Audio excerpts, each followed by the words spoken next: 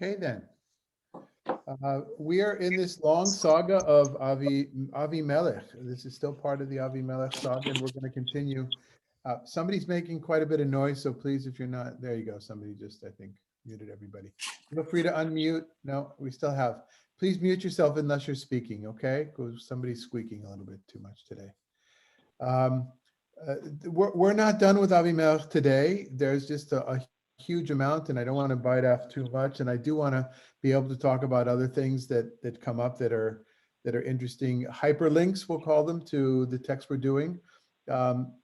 Not entirely sure that they have that much bearing, but do want to share with you some bearing on the stories of Avimelech. You'll decide yourselves, but I did want to share with you something which I had always found fascinating from an anthropological point of view.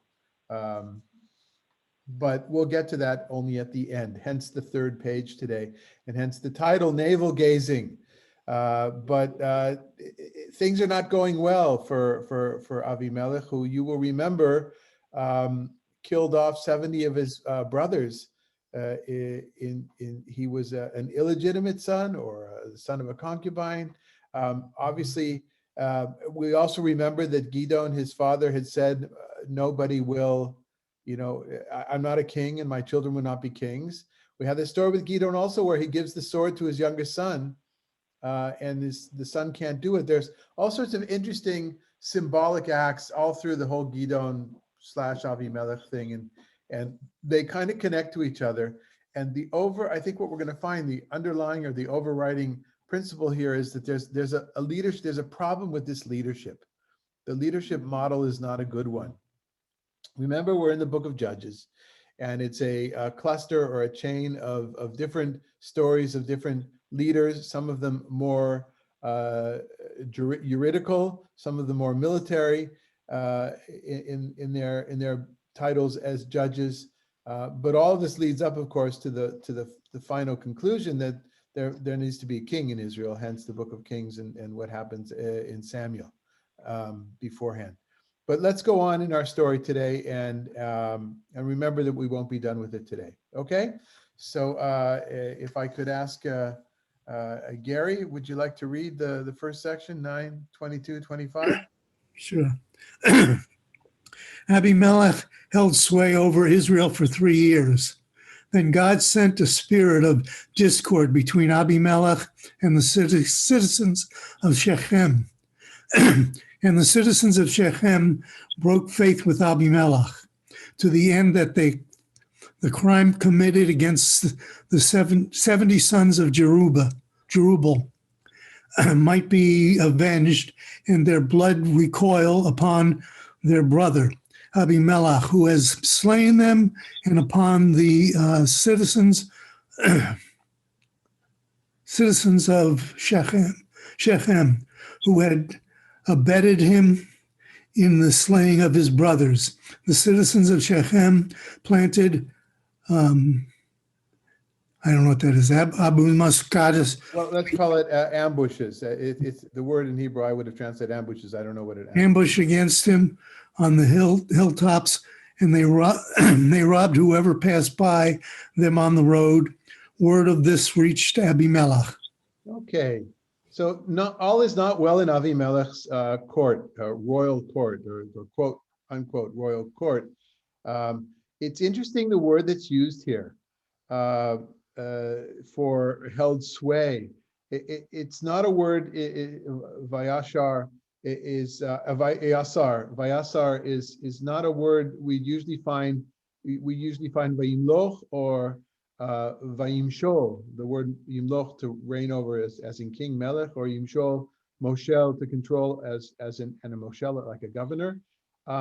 This word probably related to Sar, which is in modern Hebrew minister, but it means we had the word Sar with Sisra, and that was a kind of a play on words. Sisra was Sar Tzva'o. Sisra in the story of Devorah and Barak. He was the head of the army. He was the general. So Sar perhaps could mean a number of things, but it's interesting that it's not Melech, right? Avimelech, whose name says, "My father was Melech." I want to be king, I see myself as king, is by the narrator is not called king, right? That's an interesting thing. I can remember a time in not too long ago when some people that wanted to show their disrespect, which is, by the way, I never, Gary can attest to this. When I came to Palm Springs, I was fine if people called me David. I was fine if people want to call me Rabbi Lazar, Rabbi David, whatever they wanted. But it was interesting that a certain group of people at some point decided to only call me David without using my title, as if it was a huge diss. Well, that's what he's doing here as well. He's dissing, the narrator is dissing Avimelech by introducing him in such a way these 3 years. In the rest of the book of Judges, this only comes at the end of the story. How many years the leader was in power or reigned or controlled or had influence over those tribes, and by extension Israel.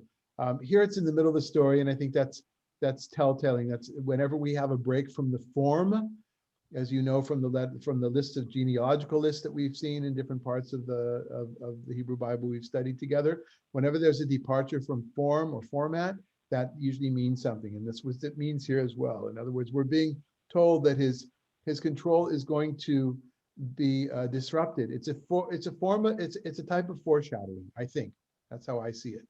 And then we have this interesting intervention of God, divine intervention. Not a miracle of something falling from the sky or opening up, or the ground opening up, but what? What's the intervention here? Anybody? In Hebrew, it's ruach ha'ah. Well, but before that though, David, it's Vishlach Elohim, and God. Yeah, okay, yeah, God sent. Okay. And so, what did God send? How would you understand ruach ha'ah, David? Well, sort of, it's sort of evil spirit is, or bad, or however you want to translate it.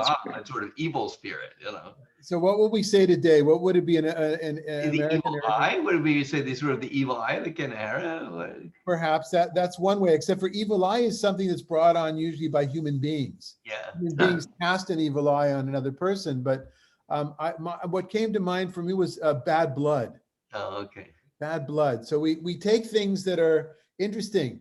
Blood, which is essential to our life, ruach, spirit, air, breathing, it's all wind, it's all part of the thing, essential to our own bodies, and we turn that into something bad.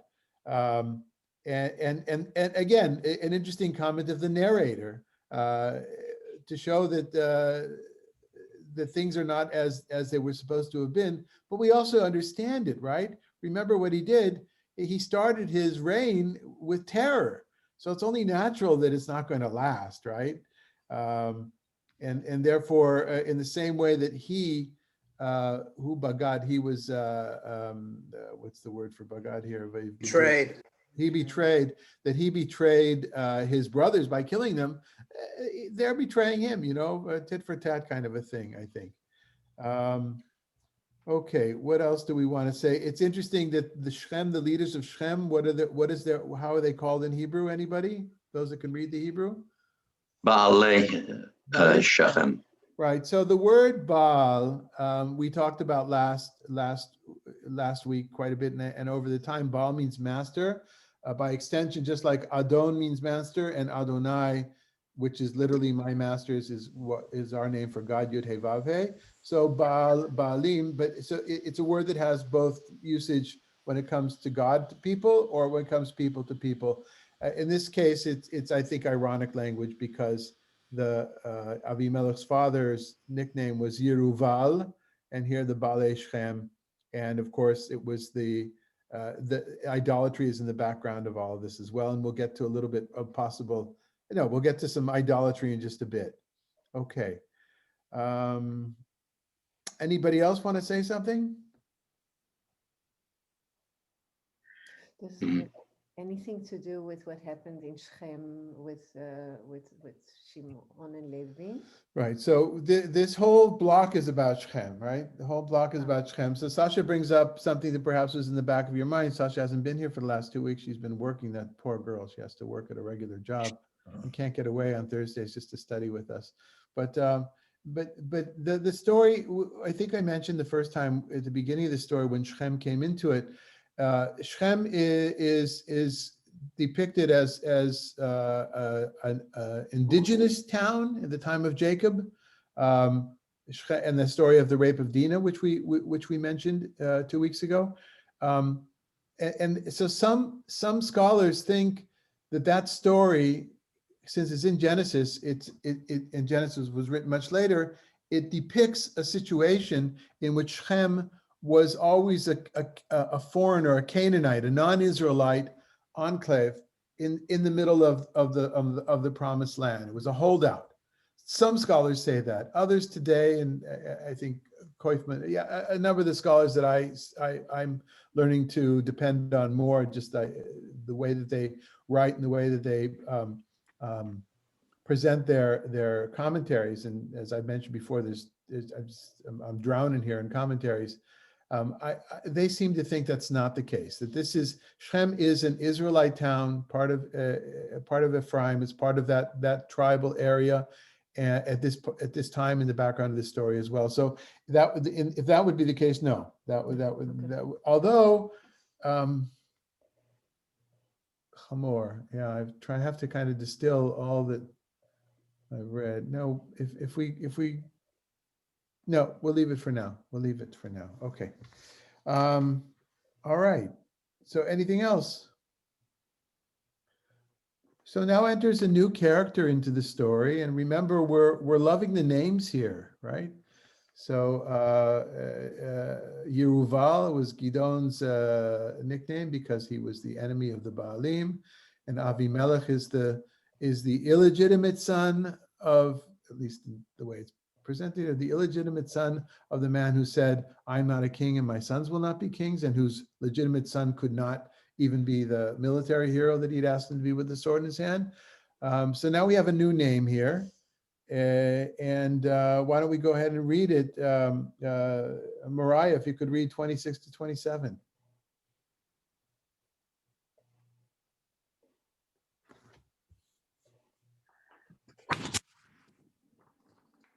Mariah, you want to read? There you go. Thank you.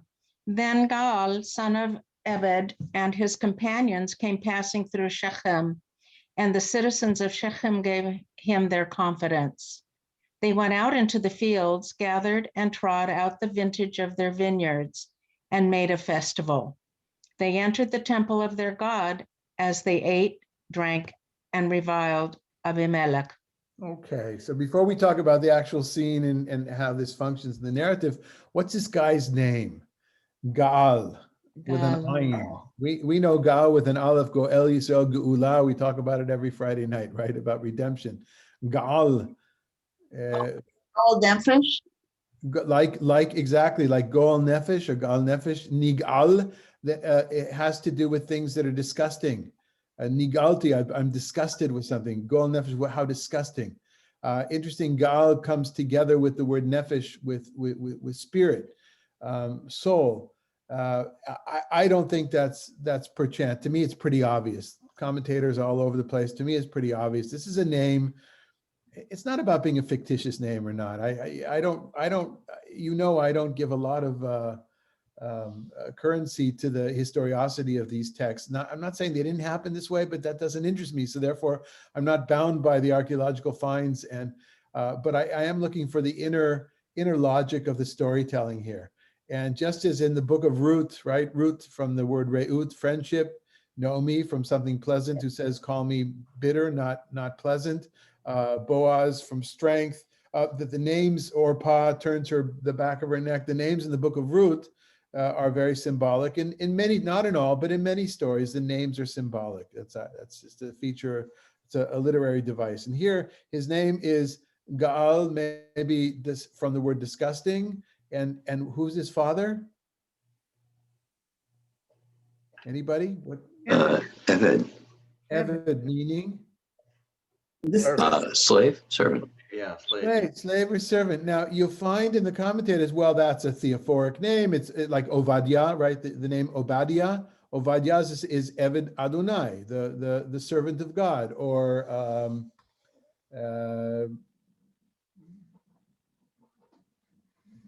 now I'm forgetting the other names from other Semitic languages that were found, ancient Near East names that have the word Ebed in it. And all that is to, and Oved is the name of one of Ruth's grandchildren, roots, children, or well, anyway, in the line of David. But I think it's intentional. In other words, he's a disgusting guy, the son of a slave. It's meant to put down, in other words, this unexpected, because he's going to be there's an attempt at heroism here, as we'll see. He comes and he's low class. He's not high class. He's low bred. And I think that's what the name is intentional here. And he's a usurper, right? As we're going to see, he comes and they like him because they obviously don't like Avimelech. They're looking for a new leader. Of course, what the text wants to show is that their judgment is flawed. They keep choosing or allowing bad leaders. And this is another choice in a bad leader. I think, again, a type of foreshadowing with a name like this. So what do they do? What's happening here? What do you understand what's happening here? Anybody? What's the scene? They're welcoming him like a conquering hero, and though he hasn't conquered anything yet, and they give him a party. Well, what kind of a party is it? It's Drinking party. yeah, drunken and in the temple of their god. This is a classic bacchanal, is what we would call this bacchanal, which I believe will show up, at least according to the opera, shows up in Samson and Delilah. Great piece of classical music, but this is a bacchanal. Absolutely, yeah. Fair. And the wine is and I understand where you guys were going with it's a drinking party. Yes, there is drinking involved, but the drinking for the sake of drinking in the palace, that's kind of a Purim scene, right? That's a Chashverosh in Megillat Esther. This is definitely it's connected to the agricultural cycle of worship and the land. And at the time of the harvest of the grapes, the first wine, where does the word Beaujolais come from, David? It's just the name of the region. It's a region. Okay, so Beaujolais, the new wine in Hebrew. When I think Carmel was the first to come out with a version of it in Israel, it's called Yain or Yain Hilulim. And Hilulim is accepted here and in other places as the festival of the time of the wine. Perhaps it had a connection with Sukkot, but that's not how it's presented here. It's presented here as, yes, there's drinking involved. Hilulim from the root Hallel, Hallel, right? Hallelujah, to praise. But it's the praise for this, the celebration of this. So they kind of combined propping him up. You can imagine them drinking and doing, and then they raise him up on a chair like at a bar mitzvah or at a wedding. And then what do they do? Lehalel is to praise, but what do they do vis-a-vis Avimelech? Reviled him.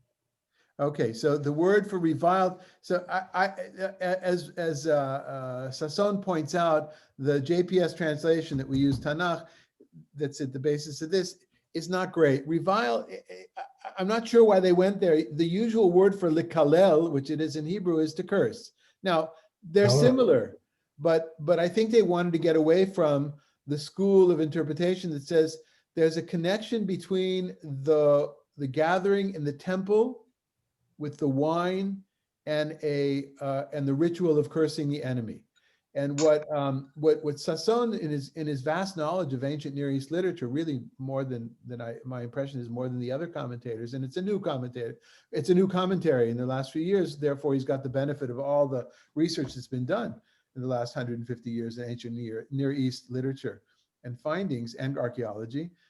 He says it's not uncommon to, in that kind of a situation, in this wine celebration, a ritual cursing of the object of the curses, and he describes in such a way that it's as if they're standing in front of each of the different gods, and may you bow, may you curse him, may you Ashdod, may you curse, each and every one of them. Whether there's a parallel in Greco-Roman tradition, I don't know, to this particular thing, but yes, it's a mixture of the celebration of wine and cursing. And there's a word play as well. Lehalel is to praise, and the Hilulim, and lekalel is to curse. So I think that the word play is intentional there as well. Rabbi, I have Yes. a question. Sure. I'm surprised, and maybe it's usual, that this bacchanal took place in the temple. So Is this is that- not the, this is Shechem. This is not at the time when there's a temple in Jerusalem, right? That's going to come hundreds of years later. And even when there was a temple in Jerusalem, there were other temples around, little temples. And if you perhaps you've studied before Jeremiah or Ezekiel, and I think we'll have a passage like that coming up today, in both of those prophets, there are depictions of what happened in the temple. In other words, this idyllic picture that the priests were doing everything that's written in Leviticus and Numbers, that's nice for the Torah, but in reality, the way that our stories tell it, there was a lot of Feuerlishtik. Feuerlishtik is a good English word. Feuerlishtik is Yiddish, of course, means fooling around. Feuerlishtik, fooling around stuff. There was always a bit of syncretism as well. So, but in any case, this is not depicted as worship of God, of Yud-He, of Yahweh, right? This is not of Yud-He Vav-He. It's not a depiction.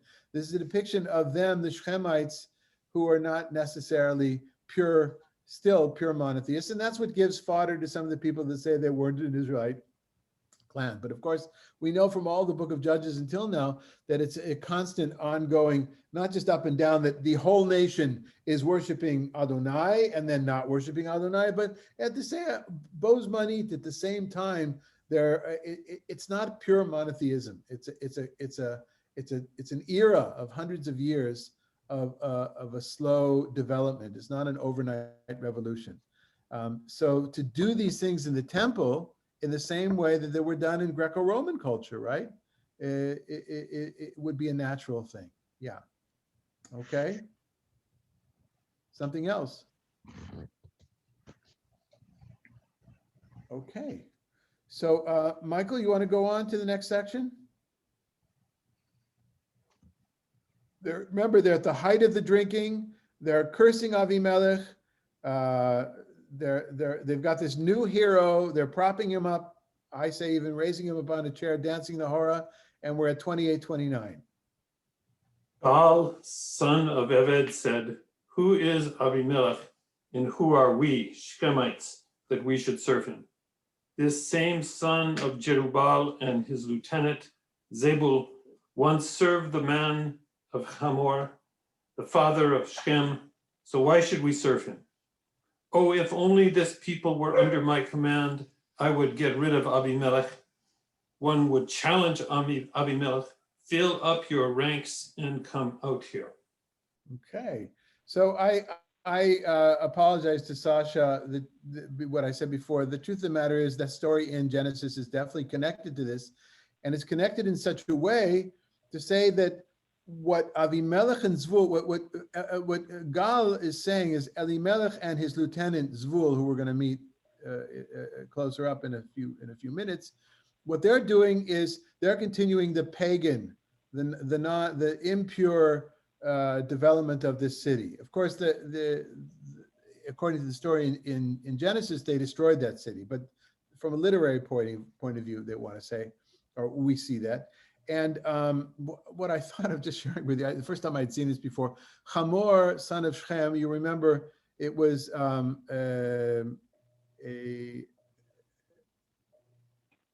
Shechem, son of Hamor, it was Shechem who raped Dinah, and his father's name Hamor.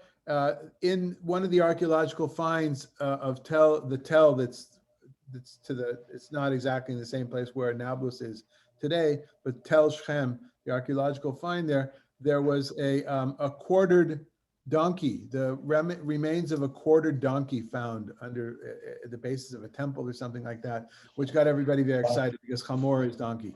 So, but that's not really relevant. I shouldn't have even said that. Yeah, so it's kind of like, who is this guy? And this is a common way of speaking when there is somebody's interested in usurping somebody else. Who is this guy? I don't, not my president, okay? Not my governor, it's very, it's taunting, and there's more taunting to come. This way it's not in front of him, but there's more taunting to come. Okay? Anything else? Why is there reference? There's obviously many generations, because how can you say one served the men of Hamor, the father of Shechem, which is obviously a story, from, early on in Genesis. So, where does that come from that says, okay, served, that maybe I'm missing something, but the diss doesn't make any sense to me. I understand that it's a diss, but I'm not sure where it comes from. David, it's a little bit like you meet somebody today is has a huge, really successful in business, and then somebody discovers that his great grandfather was the biggest slave owner in the South. It's kind of by association. It's done all the time, and so you are right. It's hundreds of years, of course, beforehand, and it's said that they murdered all those men. So how could there be any descendants, right? But of course, that's that tradition. In Genesis, different traditions utilized in different ways. But I think we still do the same thing today. It's like calling Haman the Agagite. Yeah, similar to that, right. Although traditionalists will tell you, indeed, he was an Agagite, right? Yeah, indeed he was, because just because King Agag was killed doesn't mean there weren't other offspring running around, Okay, and those Amalekites anyway, who could, they bred like fish. Okay. All right. Anything else before we move on? John, would you like to read for us? 30:32. Get the sound on. Go ahead. When Zebul, the governor of the city, heard the words of Gaal, son of Ebed, he was furious. He sent messengers to Abimelech at Tormah to say, Gaal, my son of Ebed, and his companions have come to Shechem, and they are inciting the city against you. Therefore, set out at night with the forces you have with you, and conceal yourself in the fields. Okay, so Zvul, here he is now. He was introduced, not in his presence. Here he is in person. Zvul, some people translate the meaning of the name is prince, which may make some sense as well. He's the prince / governor of the city, as it says here.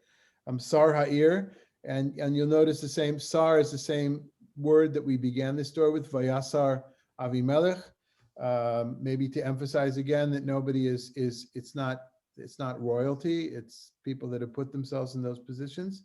But anyway, as was stated beforehand, he's Avimelech's ally, and Avimelech is holed up at a place called Tormah. Lots of debates about that, what that means. I'm just going to leave it alone.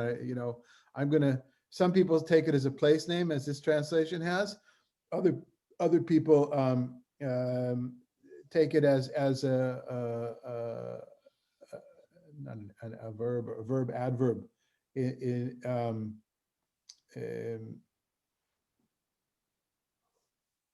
Yeah, let's leave it alone. I'm gonna just go along with the fact that it's a place name right now,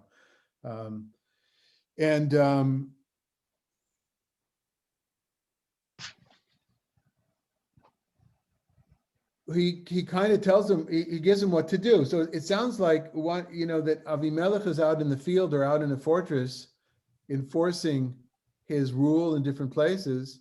And Shechem is just one of those places, which may explain why the Shechemites were upset from a political point of view, why they were upset with Avimelech. Okay. One more thing I wanted to say about remember from the beginning of the Gidon / Yeruval narratives, there's always been an agricultural element.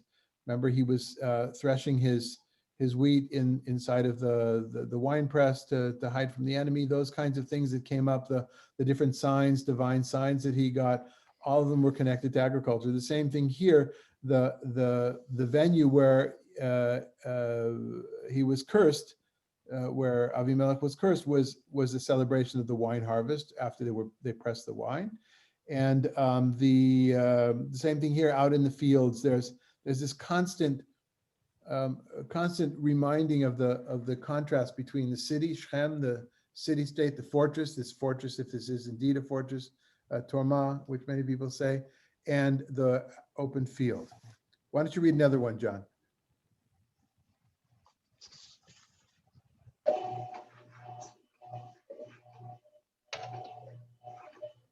Abimelech and all the men with him set out at night and Skipped one. We're at 33 at the bottom of the page. One verse. Okay. Early next morning, as the sun rises, advance on the city. He and his men will thereupon come out against you, and you will do to him whatever you find possible. Right, that of course should have been part of the previous section, okay? So now go ahead and read, as long as we got you, go ahead and read the next section. We're on the second page, 34 to 36. Abimelech and all the men with him set out at night and disposed themselves against Shechem and 4 hiding places. When Gael, son of Ebed, came out and stood at the entrance to the city gate, Abimelech and the army with him emerged from concealment. Gael saw the army and said to Zebul, "There's an army marching down from the hilltops." But Zebul said to him, "The shadows of the hills look to you like men." Okay, this can get a little confusing exactly what's happening, but what's clear is that there is the common military tactic here are ambushes, right? There's ambushes. We had beforehand the ambushes. Now we have ambushes as well, splitting into 4 groups. Perhaps he wanted Zvul perhaps wanted Gal to think that there were far, or Avimelech wanted Gal to think there were far less people, so he broke them into smaller groups. There's a lot of deception, interesting battle tactics. They don't interest me as well as much, but they get to a place and there's an interchange between them, and they're kind of trying to scare each other. And he says, "Well, look, there's more that are joining me," and he says, "No, well, that's the shadow of the mountain." So this is kind of back and forth. But what the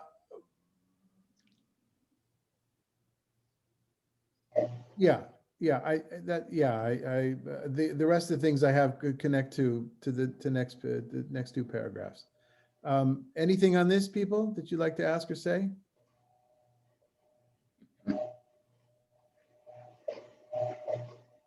Okay, so Scotty, you want to do 37, 38, 36, 34, 36? Where are we? We're at 37, 38, sorry. Okay. Excuse me. Gaal spoke up again. "Look, an army is marching down from Tabor Erez, and another column is coming from the direction of Elon. Well, replied Zvul, "where's your boast? Who is Avimelech that we should serve him? There is the army you sneered at. Now go out and fight it."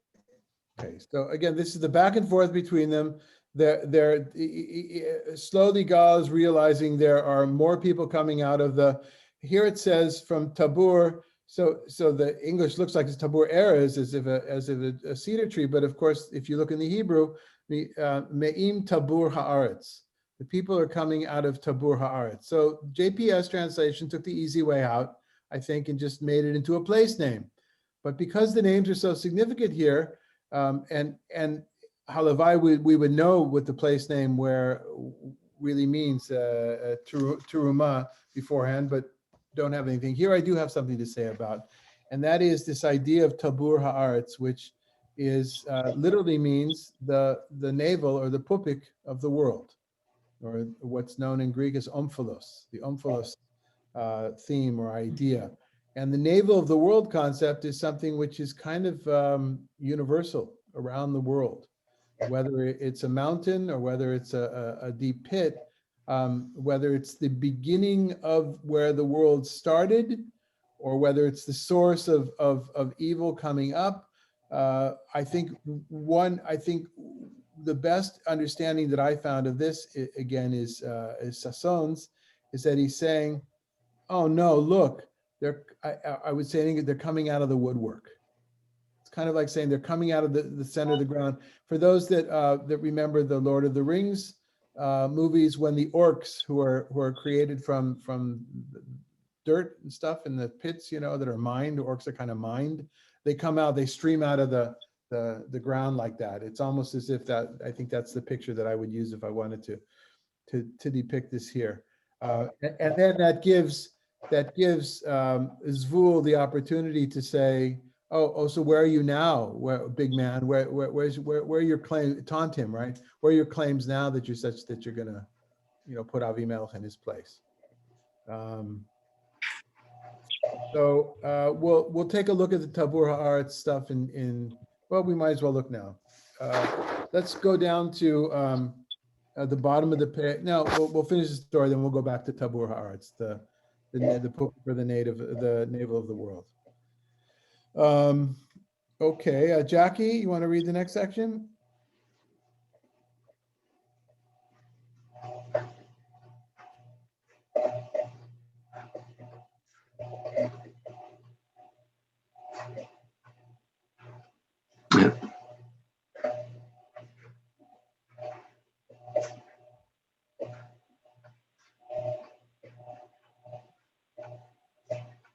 Okay, now you got it. Go ahead. Is that 41?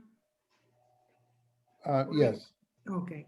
Then Abimelech stayed in Aruma while Zebul. No, I'm sorry. We're at 3940. Oh, we're not there yet. Okay. So Gal went out at the head of the citizens of Shechem and gave battle to Abimelech. But he had to flee before him. And Abimelech pursued him, and many fell slain all the way to the entrance of the gate. Go ahead, read the next section, please. Then Abimelech stayed in Aruma while Zebul expelled Gaal and his companions and kept them out of Shechem. The next day, when people went out into the fields, Abimelech was informed. Taking the army, he divided it into 3 columns and lay in ambush in the fields. And when he saw the people coming out of the city, he pounced upon them and struck them down. While Abimelech and the column that followed him dashed ahead and took up a position at the entrance of the city gate, the other 2 columns rushed upon all that were in the open and struck them down. Abimelech fought against the city all that day. He captured the city and massacred the people in it.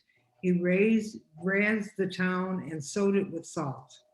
So before we get to the interesting sowing and salt, which I'm sure some people, you'll have something to say, is again, these military tactics of breaking the group into columns, into what are said here, heads, into groups to do different things. Again, the contrast between the city, the fortress of the city, and the fields, and the need for people to go out because of the agricultural nature of their economy. This mysterious place before which called Torma or Truma or Pirma, now is called Aruma with an olive. So it seems that there's a problem with the textual transmission. So therefore, I don't have anything to say about it. Didn't see anything that was convincing. But you've got this constant use of ambushes, right? So it's kind of guerrilla warfare. Avimelech, who rose to power through deceit and through murder. He's challenged by somebody whose name also shows of low breed, kind of usurper.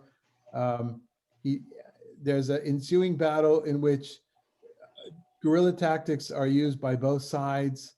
And in the end, Avimelech wins out, and not only wins out, but totally, does away with the city of Shechem, kind of wipes it off the face of the earth. And one might think the story ends there. It doesn't end there.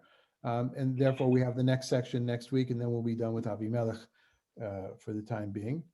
But what does he do at the end? He sows it with salt. Anybody want to make a comment about that? Salt kills the earth. Yeah, kills the You earth. can't grow anything in it. Right. I know that's what I thought as well. That's what everybody thought until I saw the comment that salt production was rather expensive and nobody would have the amount of salt to really cover a field. Right. We think of salt as being rather cheap. I think of salt we used to use potassium kind of potassium nitrate, I guess, whatever it was, in our fields when we were sand farming in the Gaza Strip. And I remember these big sacks of white granular stuff. To me, it looked like salt, right? I said, we could spread that. And that's what I remember thinking, that we could spread that over this whole thing. This is good for the plants, but maybe in the end it's not. But some of the commentators make the point that there isn't enough salt to really poison the land. So although that's mentioned here and there in different historical writings, or not just in Israel and ancient Near East, it's mentioned. So what people, I think, is a more popular understanding that today is it's a symbolic, it's a ritual of cursing the land. You're putting salt on a particular place, particular area, right? That would make that area unfit. A projection to all. It's not as if they actually went back and forth with the oxen and plowed it with salt everywhere. Okay, any comments or reactions to that? It's not nearly as romantic. Yes, this Abimelech is really a bad guy. He's really a tyrant. Well, he's certainly fierce, right? I mean, if he hadn't taken to his position of power by murdering 70 of his brothers, maybe we would see this in a different light, legitimate. But yes, he's a shlob, definitely a shlob. But is Gaal ben Eved any better? Well, we would think he was. We had hopes for it. Again, reminds me of Game of Thrones, where every time you thought the good guys were going to win, and boom, they don't win, right? That's so many, these unlikely heroes rise up. And of course, Game of Thrones, like every other fairy tale, kind of based on ancient literature, mythologies of the unlikely person that raises up. But in this case, the hero doesn't come, right? Gaal eino goel, right? The guy named Gaal is not the redeemer. Okay, anything else before we return back to Tabur Haaretz, our final focus for today? Okay then. Roberta, would you read the first section? I brought a number of sources that relate to this idea of the navel of the earth, something we have from time to time in biblical literature and in post-biblical literature, and what that might mean. And then we need to go back to what it means in this case here. Go ahead, Roberta. You will say, I will invade a land of open towns. I will fall upon a tranquil people living secure, all of them living in unwalled towns and lacking bars and gates, in order to take spoil and seize plunder, to turn your hand against repopulated wastes and against a people gathered from among nations, acquiring livestock and possessions, living at the center of the earth. Tabur Haaretz. Right. So we dedicate a whole hour to understanding the context of Ezekiel here, chapter 38.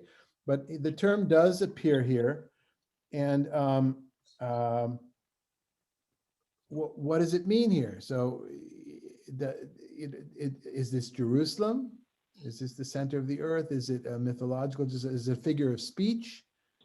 Very unclear here, but the term doesn't really help us to understand the context in Judges, unless we're to say that again, it's a figure of speech which is kind of like coming out of the word work, which I assume comes from the fact that there are bugs or roaches or something coming out of the woodwork and too many to stop, a source of plenty.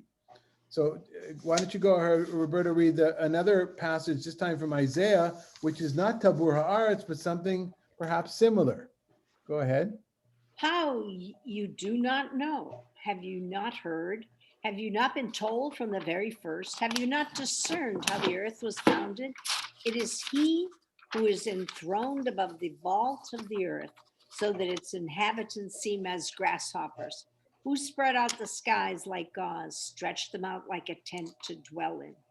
Okay, so the Hebrew here of above the vault of the earth is Hayoshev, God, Hayoshev sitting, Al Chug Haaretz. Chug, here it says vault. Chug is something, those that know modern Hebrew, a chug is a circle of people that are doing something, like chug l'sifrut, or a department in a university is called a chug. It comes from like a sewing circle, right? A group of people that are doing something in a circle. Aviron chag b'shamayim. Chag b'shamayim? The old word for an airplane flying around in circles in the sky, or a watch. What's the round part? The dial of the watch is called machog. Machog. So it seems to refer to also this place, this figurative or maybe imagined physical place. In this place, it's clear that God is sitting above that place, and that again brings to mind, perhaps, and many have argued to this. My teacher of blessed memory, Professor Moshe Weinfeld did. This is a good example of thinking of Jerusalem as the navel of the earth and God sitting above Jerusalem. You'll also remember the story of Jacob and the ladder going up. So that's connected to this as well. And at the place where heaven and earth touch, which is common to, I think, societies around the world. Think of holy mountains, right? That's where the gods come down to visit the people, because it's where heaven and earth touch, right? The mountains behind us here, there's stories of the Native Americans in this area as well, of Takwitz and the gods, and this war between the gods or something. I have to revisit that. Okay, so now we go from biblical literature to post-biblical, pre-rabbinic literature, in this case, the Book of Jubilees. And Susie Ortner, you want to read Jubilees 8:18? Second century BC, I think. And Noah rejoiced that this portion came forth for Shem and for his sons, and he remembered all that he had spoken with his mouth in prophecy. For he had said, "Blessed be the Lord God of Shem, and may the Lord dwell in the dwelling of Shem."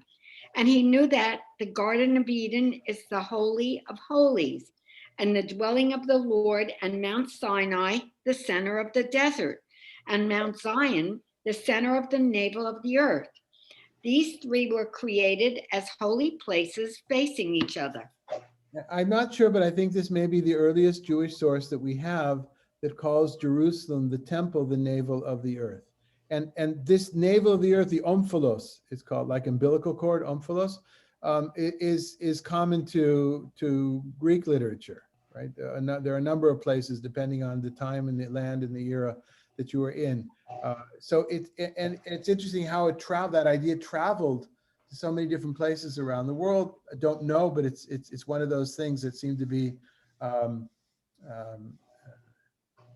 endemic to being human, like flood stories and things like that. So let's go now to probably there are other references in rabbinic literature. I found this one to be the easiest to understand and to explain. If I could ask you to read from Midrash Tanchuma, Dan. Midrash Tanchuma is, some people say it's post-Talmudic.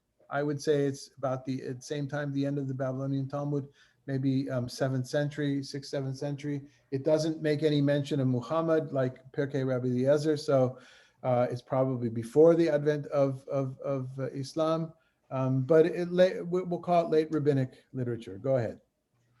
When you come into the land and plant, this text is related to Ecclesiastes 2:5. I made gardens and orchards for myself, and in them I planted every kind of fruit tree. Do not all people plant whatever they want, whatever someone plants in the earth, be it pepper or anything else? But if he plants, the plants automatically produce, as no one knows the place of every plant, that is, where to plant it. However, because Solomon was wise, he planted all the species of trees in their place, as stated. I made gardens and orchards for myself, in which I planted every kind of fruit tree. What is the meaning of every kind of fruit tree? Rabbi Yanai said, Solomon even planted peppers in the land, but how did he plant them? It is simply that Solomon was wise and knew the root of the foundation of the world. How? In Psalm 50, verse 2. Out of Zion, God has shined forth as the perfection of beauty. This means out of Zion has all of the whole world been perfected, as it is taught. Why is it called foundation stone? Because out of it, the world was founded. Now Solomon knew which vein went to Cush and planted peppers on it, and they produced immediately. See what he says in the same verse, and in them I planted every kind of fruit tree. So before we go on to the next to try to understand this, there are auspicious, if I can use that word, auspicious pieces of land, right? We know that from an agricultural point of view. You can't plant even certain wine, types of wine need to be planted in a particular kind of an area, all the more so all sorts of vegetables and things like that, climate and earth. But in their mind, it's a mythological kind of a life force of the earth. So for instance, peppers, which I assume which I understand from this, they shouldn't have grown in the land of Israel under Solomon, because they were a delicacy brought up from Africa, from Cush. Well, he knew to plant in the place where there was underground connections, right, with Cush. That kind of, I think that's the idea. And of course, not that the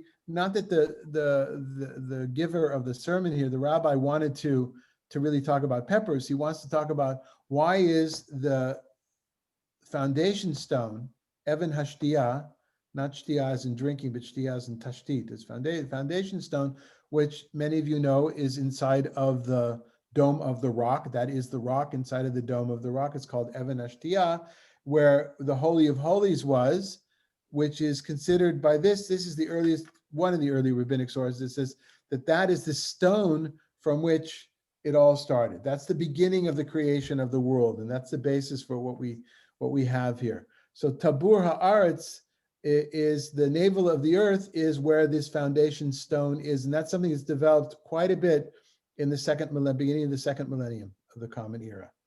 Go ahead and do the second interpretation. Yes? I have a question.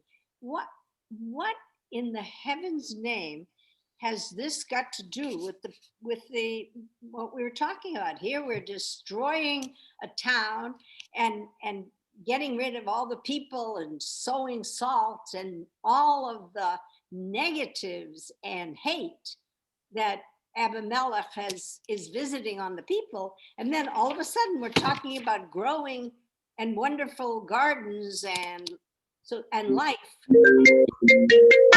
Where is this? No. So so the connection is made just by me, right? So your question is only directed to me. It's not towards the rabbis, right? And it's certainly not towards Sasha. Well, you put this. You're right, right.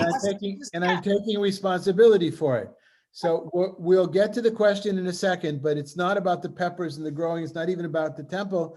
It's about this expression, tabur haaretz, that we had in the story in which Gaal ben Eved says, "Oi, look at those soldiers, those as army. They're coming out of tabur haaretz," or which is in the English here, tabur erez. Right? We'll get back. Let's just finish the second interpretation, then we'll get back to that, and with that we'll end. But that's exactly the question, Roberta. So go ahead, Dan. Read the last paragraph, please. Another interpretation of the same verse. And in them I planted every kind of fruit tree.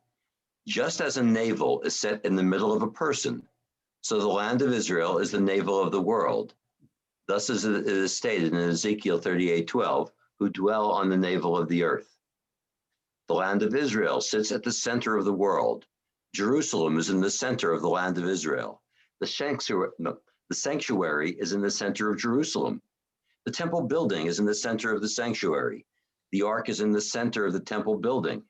And the foundation stone out of which the world was founded is before the temple building. Now Solomon, who was wise, determined that the roots that went out from that stone into the whole world and planted all species of trees in them. He therefore said, I made gardens and orchards for myself. Right. Okay. So there's a lot of information that this particular rabbi wants to impart to the people he's speaking to in synagogue on Shabbat, and he bases his comments around the text having to do with Solomon. But what he really wants to talk about, or what we really want to learn from this, is this idea, at least in the 6th, 7th century, or 5th or 6th century, of what is the temple. The temple, at the heart of the temple, and by the way, this idea of concentric circles is already in the Mishnah Yadayim. That the center of the world is the world, then land of Israel is in the center of that, and then Jerusalem's in the center of that, and the Temple Mount is the center of that. Very much like an onion or one of those babushka Russian babushka doll things. You get to the middle of it, it's that stone from which the entire world was created. The idea behind that is that in their minds, it could imagine, how could God just say, the world, let there be the world, the earth. It had to start from someplace. They can't imagine the whole thing just go. We can, because we have graphics and movies and animations that boom, something appears. That's what we can do today. But ancient minds can't imagine. It can't just appear the whole thing. It's got to grow out of something. It's got to evolve from something. I think that's in the background here, the psychological background. And the background is this mythological beginning / center / navel of the world. And that's called Tabur Haaretz.